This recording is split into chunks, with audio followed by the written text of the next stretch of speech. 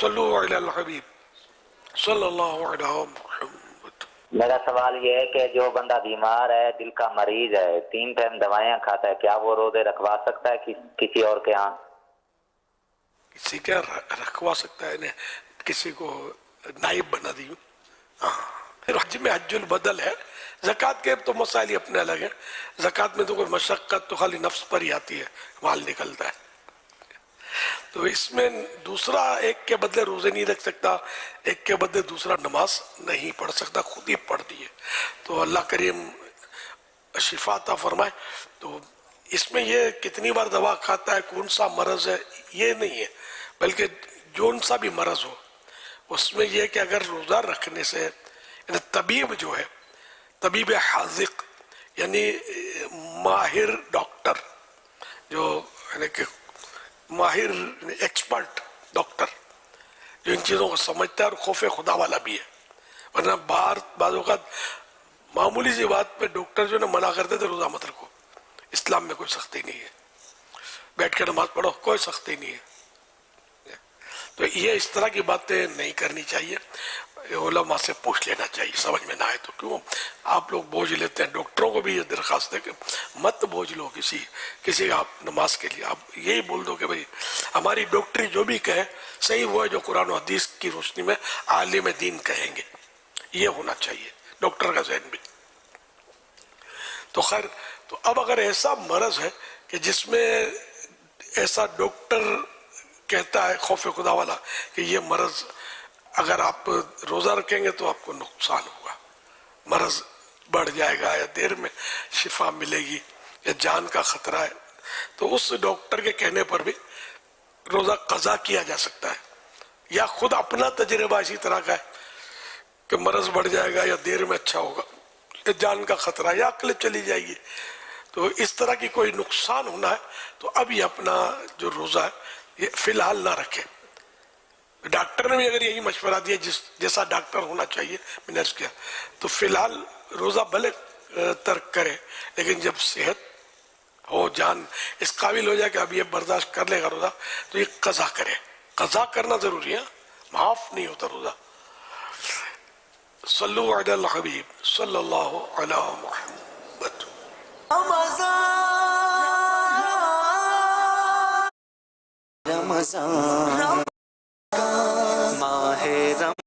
شخص رمضان شریف میں روزہ رکھ کر کردار کی برائی ہو اپنے تو، اور یہ جھوٹ، غیبت، چغلی اور یہ سب سماجی برائیاں بھی نہیں تو بہت بڑی خرابیاں ہیں جو اصلاح آدمی کے لیے وہ دوزخ کا سامان نہیں ہے۔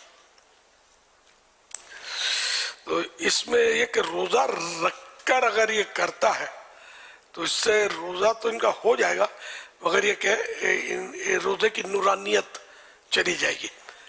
اگر روزے میں کوئی جھوٹ، غیبت وغیرہ کرتا ہے تو اس سے بچنا چاہیے۔ اور یہ تو ہے روزوں کی برکت سے آدمی اس طرح کے گناہ کرتا بھی تھا پہلے تو اس کی بچت تو ہوتی ہے، کچھ نہ اس کا دل نرم پڑتا ہے۔ اور رمضانوں میں آپ نے نوٹ بھی کیا ہوگا کہ کچھ نہ کچھ گناہوں میں کمی ضرور آتی ہے۔ یعنی یہ اسی کو دیکھ لینا کہ لوگ نماز نہیں پڑھتے، رمضان میں بے نمازی بھی مسجدوں میں آ جاتے ہیں کہ نہیں، مسجد میں جو آبادی ہوتی ہے یہ کون نظر جو آ رہے ہیں اتنے سارے کون ہیں؟ تو ان میں سے ایک تعداد وہ ہے جو سارا سال نظر نہیں آتی اور اب رمضان میں مسجد میں نظر آ رہی ہے۔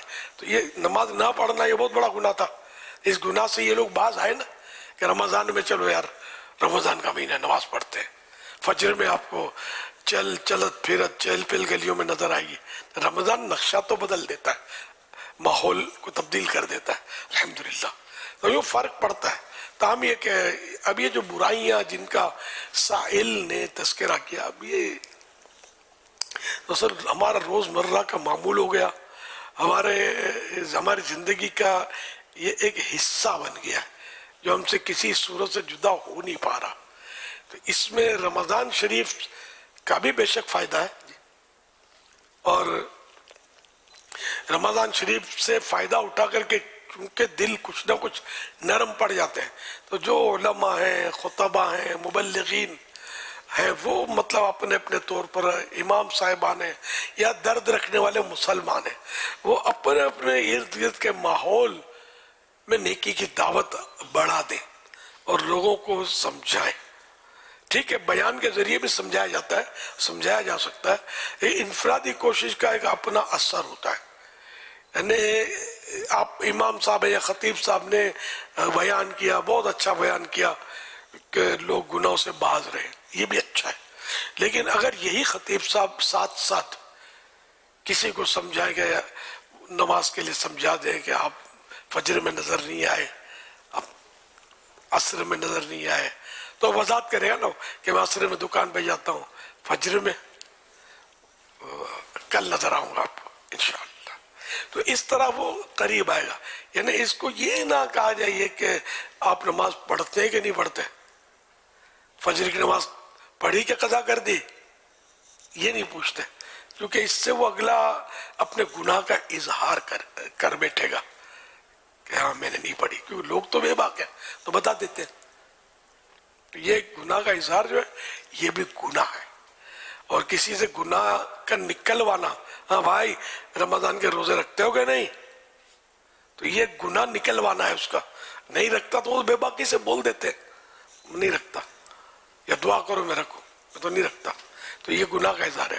اور قرآن کریم میں اس کی ممانعت ہے، وَلَا تَجَسَّسُوا، کہ لوگوں کی ٹوہ میں مت پڑو. تو اس میں یہ کہ کسی سے گناہ، اس کا گناہ معلوم کرنا، یا گناہ تلاشنا اس کا کہ یہ کہیں فلاں گناہ یا فلاں گناہ تو نہیں کرتا یہ. اور یہ نماز کی نیکی کی دعوت کے دینے والے اس گناہ میں پڑ جاتے ہیں کہ وہ نماز تو پڑھتے ہو کہ نہیں، روزہ رکھتے ہو کہ نہیں، زکوٰۃ دیتے ہو کہ نہیں، وغیرہ وغیرہ. تو اس طرح نہ، یہ مبلغین کو، یہ ہم نے بہت پرانا مدنی پھول ہے، سمجھانے کی کوشش کی ہے، لکھا بھی ہے کہ مطلب اس طرح.